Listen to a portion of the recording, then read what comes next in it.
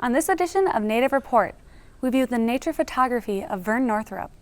We sit down with Sarah Agaton Howes and learn about her business entrepreneurship. And we meet Carolyn Carter, a contestant in the Miss Universe 2016 pageant. We also learn something new about healthy living and hear from our elders on this edition of Native Report. Production of Native Report is made possible by grants from the Shakopee-Mdewakanton Sioux community, the Blandin Foundation, and the Duluth Superior Area Community Foundation.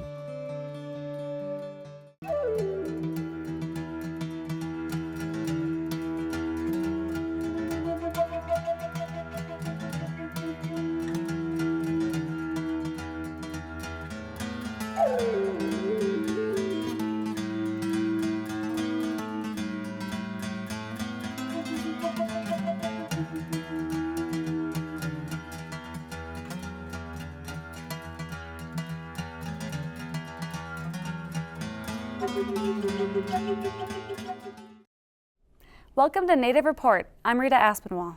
And I'm Ernie Stevens.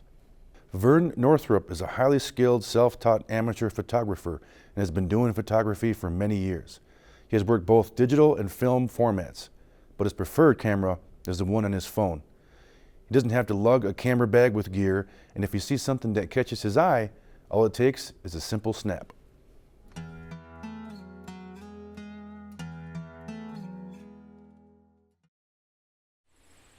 I love being outside.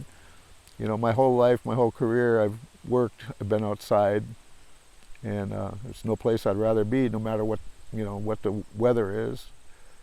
And I know a lot of people feel like that. Even when Vern Northrup is in his own yard, he has his cell phone with him, not so much to take a call or text or check his Facebook page, but rather have it ready to take a photograph of whatever has caught his eye. I was a wildland firefighter for the Bureau of Indian Affairs. I fought forest fires. Well, you know, when I retired, my goal was to be back here. You know, I missed this place, you know, this surrounding area my whole career because I was traveling so much. I was all over the country fighting fire, and it was always, I want to go home. I want to go home and be home. I've tried carrying, you know, the bigger cameras around and all the apparatus and stuff, you know, and that reminded me of my firefighting days. I could carry everything on my back, you know, and that's just not too cool when you're trying to move through the woods, or, you know, or you're around a lake, and, you know, or you're in the lake. And so I finally wised up. I got a waterproof phone. I've never had an inkling of being a photographer. I used to take pictures on fires and stuff, but, you know, it was mostly flames and, of course, aircraft or something. But this type of thing, I've only been doing it for 3 years. My photography is all from my phone. I know what my eye likes. You know, when I'm looking at things, and even looking at the grass here in front of us, or my weeds here in front of us, there's so much to see. You know, there's absolutely so much to see here, and there's so much going on. And once your eye, you know, you start looking around, and you'll start to notice those things. Cell phone photography may not carry the prestige that shooting onto film has, although it is a form of digital photography. Vern also utilizes a print medium that may seem rather unusual. I was taking pictures with my phone, and I was, like everybody else, I was posting them to Facebook.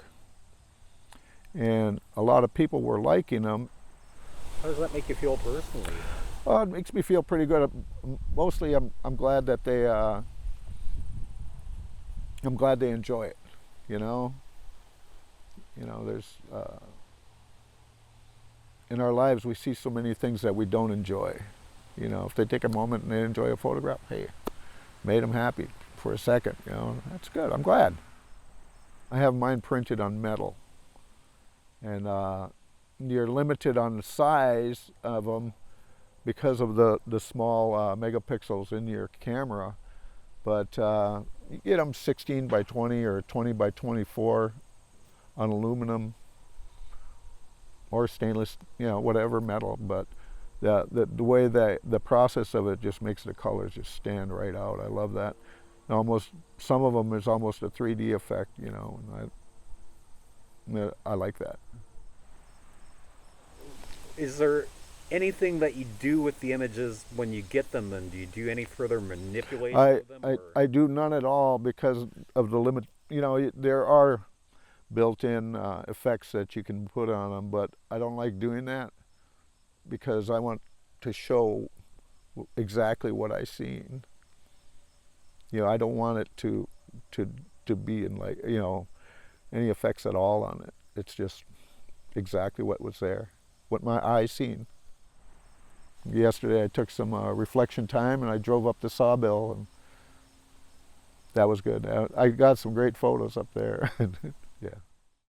Vern has taken part in photography and art exhibitions, and he has sold several prints. He also utilizes the video function from time to time to capture what his eye sees. I just see myself as some guy, some old Shanob wandering around in the woods. You know? You know, this is our home, this is where we're at, and this is, you know, we ended up when we were coming from the east. And I can see why they stopped here. All this beauty we have are all around us. It's just phenomenal. You know, and if someone would just take a look, you know, if you take the time to look, you're going to find a lot of beauty out here that you never dreamed of. Some of it's real tiny, but it's there. It's all around you. Don't look at Facebook so much. I do it, but get out there and walk around. Take the Facebook with you out there. You have the capability. And for me, I don't know, this will keep going on until, you know, forever, I think. I like doing this. It'll be nice to leave my kids, you know. My photography is an extension of that. It is, I like sharing that out there when I'm out there, you know, so deep in the woods that, you know, it's no other sounds but the wind. And I like sharing that too. It's just part of who I am.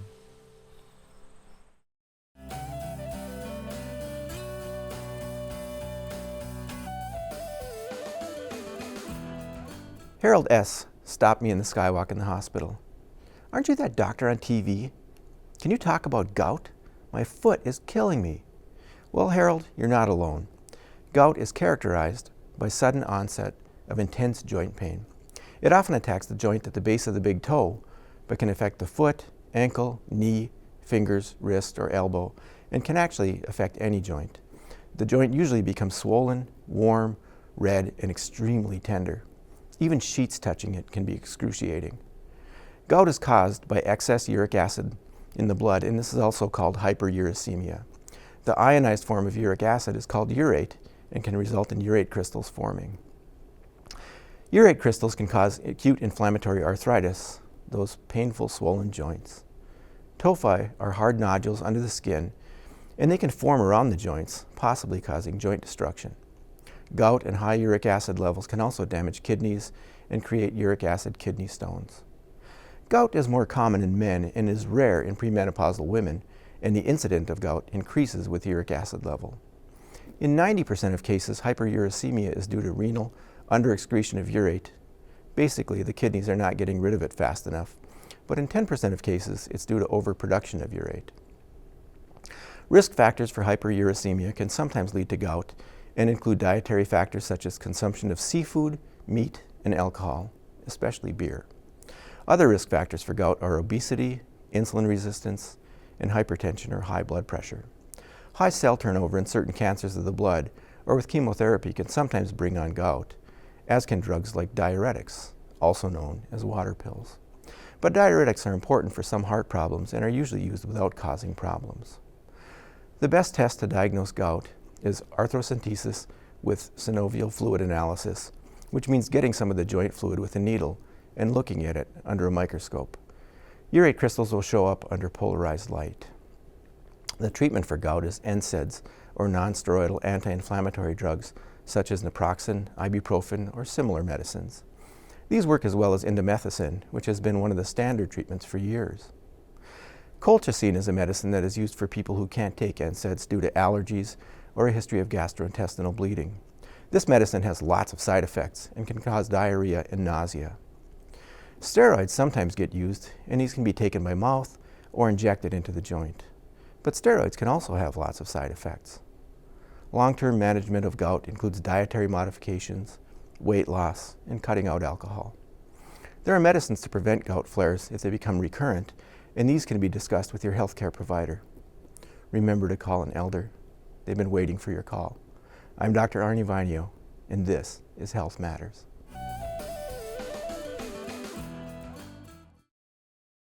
Next, Sarah Agaton Howes runs House of Howes, an online business that incorporates Ojibwe floral designs into their products. Sarah is currently collaborating with 8th Generation's Innovative Natives project that also uses traditional indigenous designs. We interviewed Sarah to find out more about her art and her business.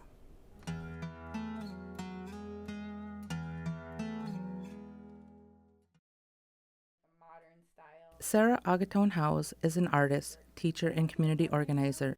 She is also known for her beadwork that incorporates the Ojibwe floral designs.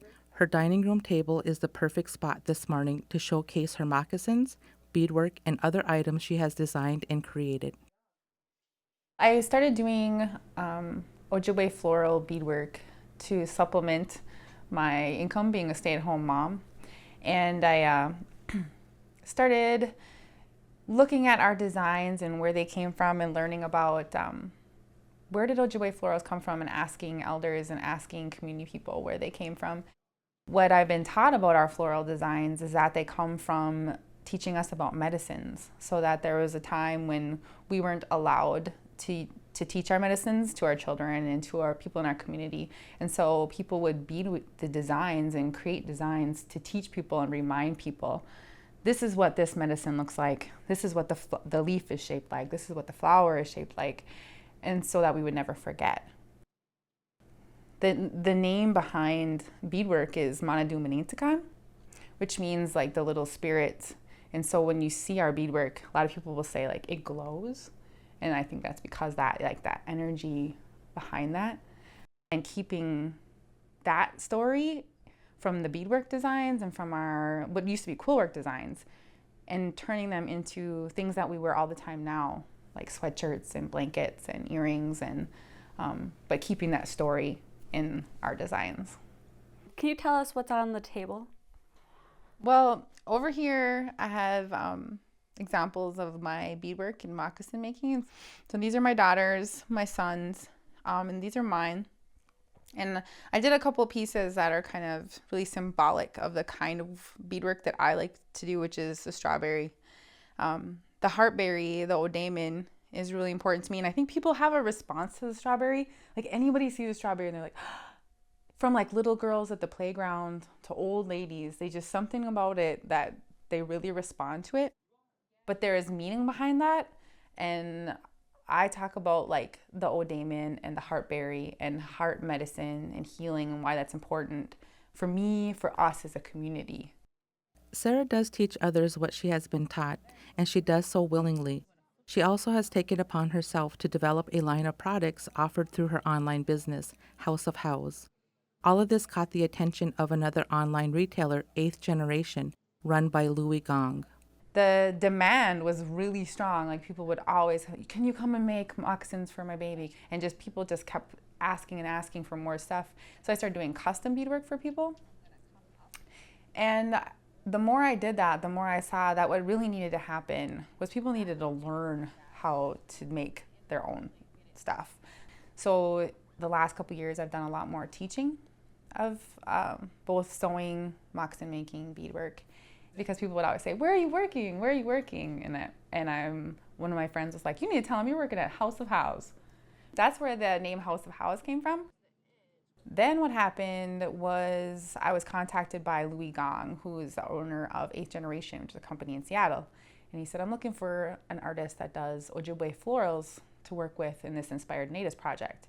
And I already knew who Louis was before I'd followed his art for a long time. And I was like, oh my gosh, Louis Gong is contacting me?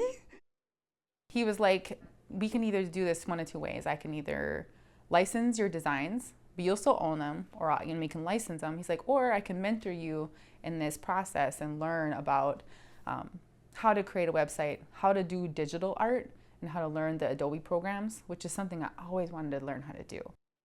It's not that I fell into it, but kind of felt like that. Like I had done the background work to become known as somebody who did florals, but I think it was Louie's mentorship, and I think it's always that way with mentorship, if someone's like, you could do this. One item that honors renewal and revitalization is a wool blanket designed by Sarah, but this blanket is so much more than that. On this blanket this is a dogwood flower, and dogwood is one of the plants that we make traditional sema out of. So I see a lot of people in our community are trying to connect back to our spirituality and learning those ways, and so I put that in there. And then this is the wild rice, and we've been doing a lot of work to revitalize the wild rice beds in our community and make them healthy and making them grow a lot again, and so that's really exciting. And I went wild ricing for the first time 2 years ago, and it was just a magical experience to be a part of that process. And this is the O'Daymon strawberry that I always like to put in my designs to remind us about our heart and those teachings. And these are wild plums. And the other thing on this blanket is these little dots, and I put those a lot on my beadwork, and those are to represent the muskrat paws. And in our teachings, there's a lot about the muskrat and why the muskrat's really important, and that's something that people can ask their elders about those teachings. But it's a really important part of why we're here, why our foods are here, and so I always want to keep that in there. So I'm hoping to be able to do more of custom wool blankets for tribes and organizations, because blankets are our best gift. I know that this is my path, and it's scary, but that doesn't mean that I should stop.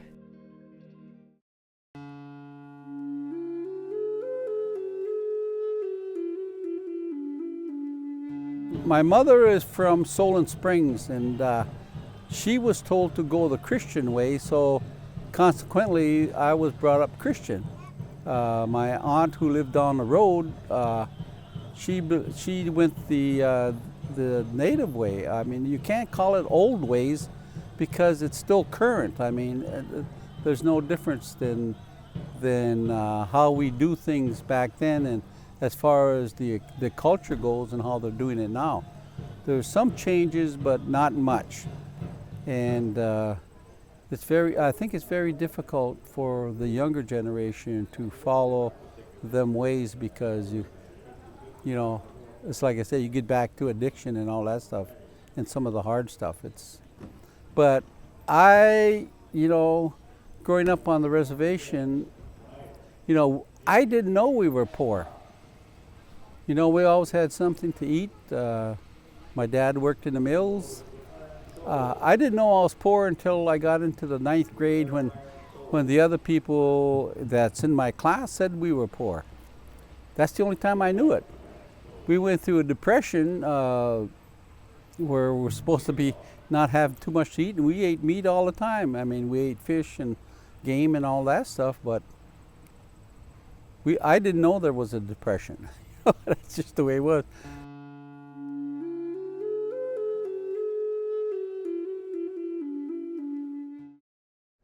The U.S. Virgin Islands are a long way from the Fond du Lac Reservation in northern Minnesota, but the connection between the two is Carolyn Carter, Miss Universe Virgin Islands for 2016. An actress, a model, and an ambassador, we sat down with Carolyn during a break in her schedule while she was at Fond du Lac.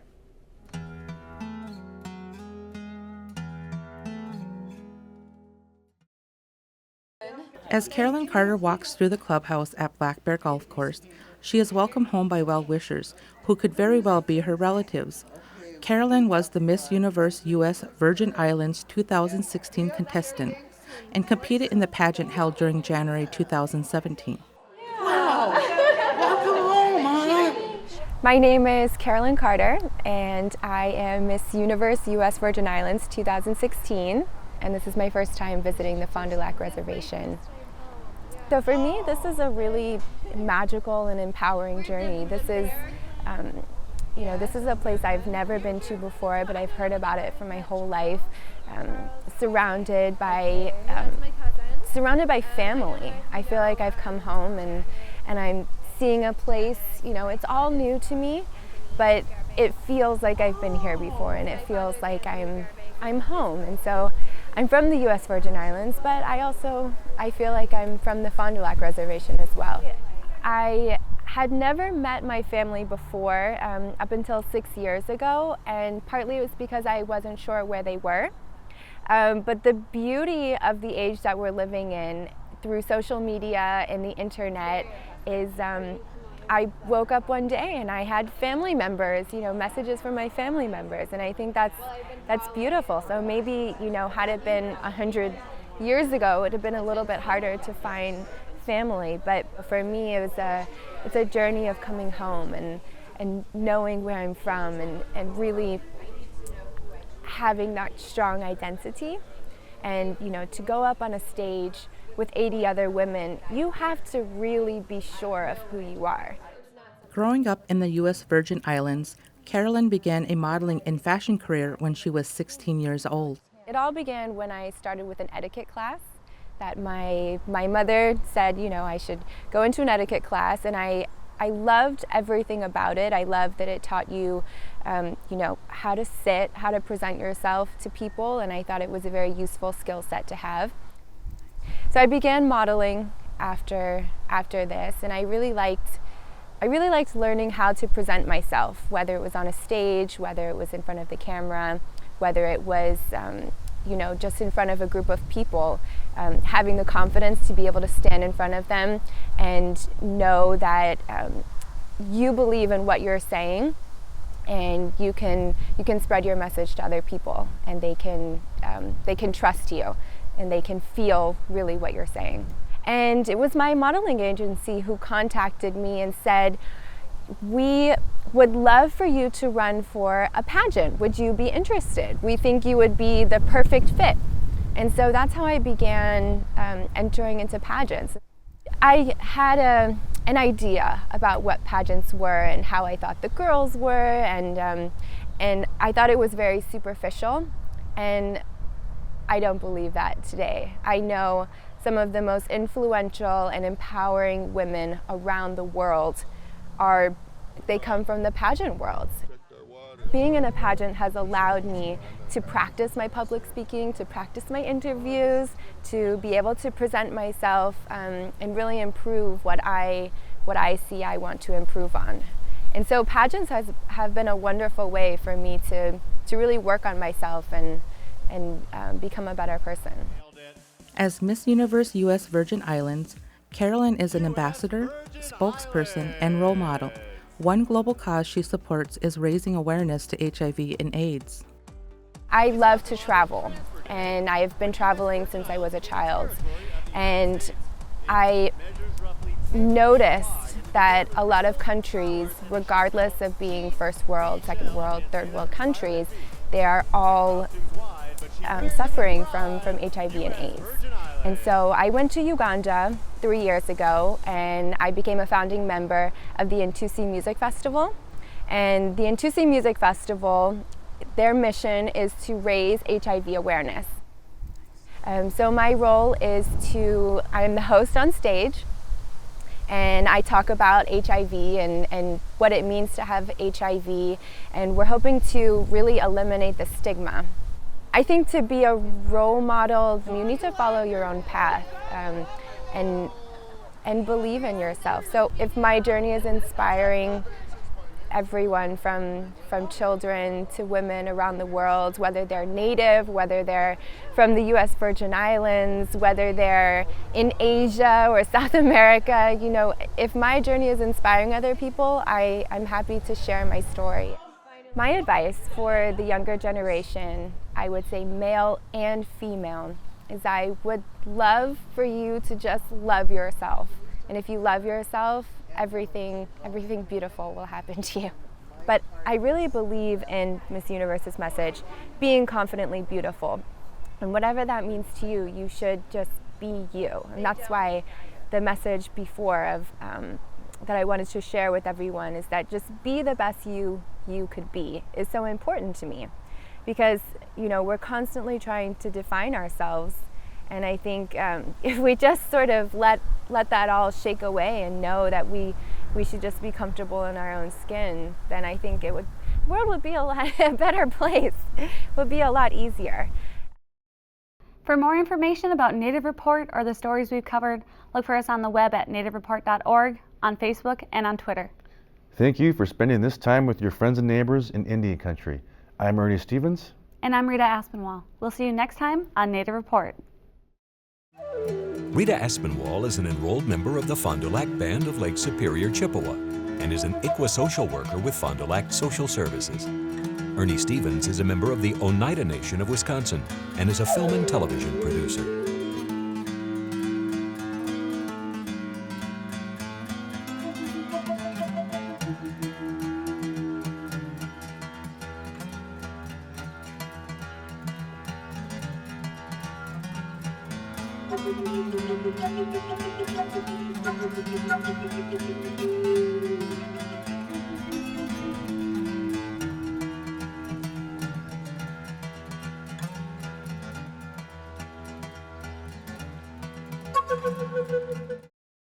Production of Native Report is made possible by grants from the Shakopee-Mdewakanton Sioux community, the Blandin Foundation, and the Duluth Superior Area Community Foundation. Partial funding for this episode of Native Report is provided by the citizens of Minnesota through the Minnesota Arts and Cultural Heritage Fund.